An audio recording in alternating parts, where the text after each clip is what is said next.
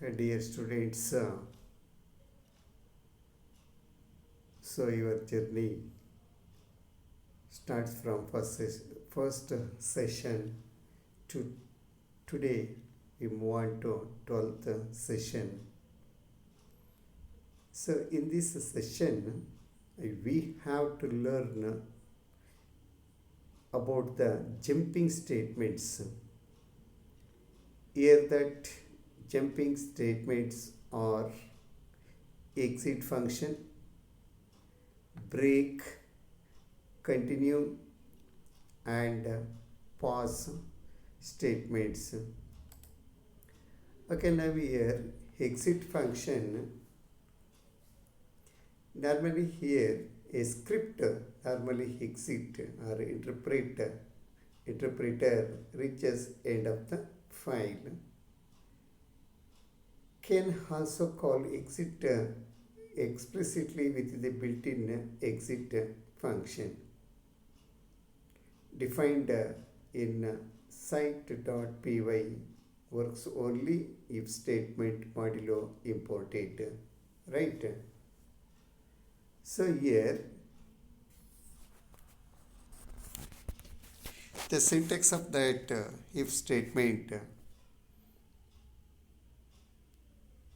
exit function is syntax, simply we have to use exit function, right? So here you observe that example for high in range 10, if I is equal to 5, print exit. So then immediately exit function print I. You output that observe that output statement or output result that prints first 0. Normally that index begins with 0. So here when I is equal to 0, to check the condition I is equal to 5. Okay, so then print exit. Okay, control most of that it prints the value 0. Okay, now whenever that I is equal to 5, so that time condition satisfies. When the condition satisfies, it comes to the print exit. Immediately it comes to the exit function. It prints it comes out of that program. Here exit is what is that similar to a jumping statement. Wherever it detects, so it comes out of the program. You see that syntax example and output result. Okay, other exit functions are, we have to use a quit function, system dot exit function, then os dot exit function. First we have to work with the quit function. Here should not be used in production code. Needs import statement should only be used in the interpreter. Raises the system exit exception if you print it. Suppose observe that syntax, just use the quit function. Here is an example for that quit function is here for in high in range 10, to check the condition if I is equal to 5, print quit then here that. So when I becomes 5, so that time conditions satisfies. Up to that it prints the range from 0 to 4, right? Here alternative you have to use the control D from the keyboard shortcut, or it represents the end of the file to exit. That that's another, that system dot exit. It is good to be used in production code for the system modulo. Syntax, it is an import statement, import sys, system files, sys dot exit, inside bracket it contains arguments. That argument is an optional, can be an integer or another type of object. Okay. If integer 0 is considered successful termination. Normally we have to return exit 0. It is the smooth termination. If that inside that argument it is having a 0, it is considered as a successful termination or smooth termination. A string can also be passed to the system.exe method. Here is an example, a program which stops execution if age is less than 18. Then it is an import statement. Here we take age is equal to 17. To check the condition, if age less than 18, yes, system.exit age less than 18, that prints, otherwise age not less than 18. Here in our example, 17 is less than 18. So yes, condition satisfies. So that time that prints age less than 18. Then system.exit, that it displays the exception.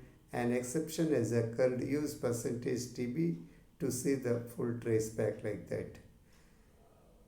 Here 17 less than 18, yes, that condition is true. So that time it prints that exceptions, and also age less than 18. Okay. So here os.exit, it is used to exit the process with specified status without calling. Cleanup handlers, flushing stdio buffers, etc. Normally used in a child process after os.fork system calls. Normally this fork command is also used in the Unix operating system. Here is a fork function system call. Okay, the standard way to exit the process is system.exit that contains an argument n method. Observe here in the syntax, import statement os dot exit with an argument. Okay, you observe that diagram break. See that whenever you apply that break, so that time it will comes to the out of the particular block. The opposite to that continue, it returns back to the conditional area. Once again it prints the state of statement. Even though that statements are exist forward, simply it return back. So continue, like that. So it is similar to this. Here is a pass statement. So just you have to see the difference between break, continue and pause. Okay, just observe that first one, break, terminating the loop, and exit means break statement simply which terminates from the current block. Here also current iteration that is running will be stopped. It returns back as a continue statement. So you observe that pause, it does nothing and is ignored. It indicates null. You come to that second option. Here that another difference between it is break, continue and pause. A second point is normally break statement is used inside a loop to change the flow of the loop. Okay, use the same thing inside the loop to change the flow of loop. Right. Here in this pause, used as a placeholder inside loop, functions, classes, or if statement for future code. Okay, the third point, current loop is terminated and the flow will continue with the code followed that comes after the loop. Whenever that we apply the break statement, it comes to the out of the particular current block. Whatever that outside the current block, that statements that control executes that remaining statements that are outside the current block. Okay, here that control will go back to the start of the loop. So observe pause statement. The interpreter, when it comes across the pause statement, ignores and continues without giving any error. So here another fourth point, a break versus continue versus pause. What is that? Notice, see that syntax of break, then continue, then pause statements. Just observe the syntax. Simply we have to use the keyword break, continue, and pause. This is the syntax. Okay. So next point is can use only inside a loop structure. Right. That continue can use only inside a loop structure. You observe that pause statement can use anywhere inside Python code. But break and continue statements are used only inside a loop structure. But pause can use anywhere inside the Python code.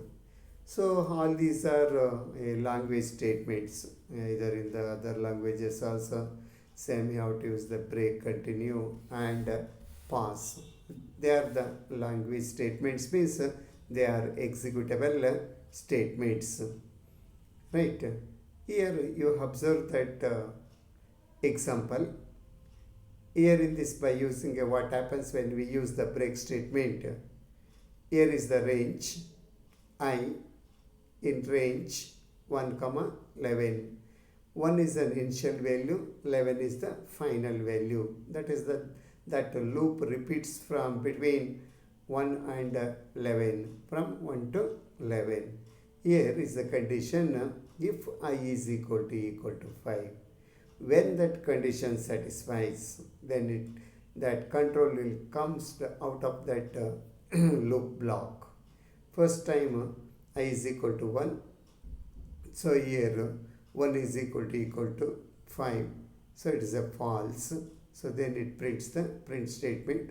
Then let it be the break. After printing that value, it returns back to the conditional area or to the top of the loop. It increments. Then 2 equal to 5, 3 is equal to 5, 4 is equal to 5. All that conditions are passed. That print statement, it prints 1, 2, 3, 4. Okay. Whenever that I is equal to 5, 5 is equal to 5. Yes, condition satisfies. So that time it execute break statement. Now that controller comes to the out of the loop block. Right. So whenever we use that break statement, normally it is used inside a loop block. Okay. So up to when I is equal to 5, so that time it executes the break statement. Okay. For, you observe that continuous statement here. So in this for I in range 1 to 6, 1, 6, 1 is the initial value, 6 is the final value. Right. Print value of I. Okay.